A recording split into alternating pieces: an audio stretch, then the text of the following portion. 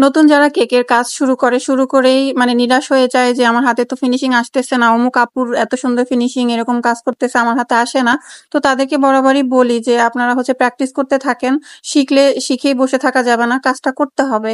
যেমন ধরেন এই কেকটা আমি ১ম বার বানিয়েছিলাম। এরপরে আরো ২ টা কেক আছে, সেগুলাও দেখবেন। দেখার পরে আপনারাই বলবেন। তো এই কেকটা ১ম বার বানিয়েছিলাম রেইনবো কেক। তারপরে আমি এই কেকটা বানিয়েছি। তো দেখেন ১ম কেকটার মানে কালার ম্যাচিং, তারপর ফিনিশিং এর থেকে কিন্তু ১ম টা যে ভালো ছিল না তা না। ১ম টাও তো সবাই দেখে পছন্দ করছে ১ম বার যখন বানিয়েছিলাম। তার থেকে কিন্তু এইটা অনেক বেটার আসছে, আপনারাই দেখেন। তারপরে ৩য় বার আমি এই কেকটা বানিয়েছিলাম। এই কেকটাও কিন্তু আরো একটু ভালো হয়েছে, মানে এখানে আরেকটু স্প্রিংকেল আমি এড করছিলাম। তারপরে রেইনবোর উপরে আমি স্টার দিয়েছিলাম, এগুলো এড করছি। তো এখানে আরো একটু বেশি ভালো লাগছে ওইগুলোর থেকে।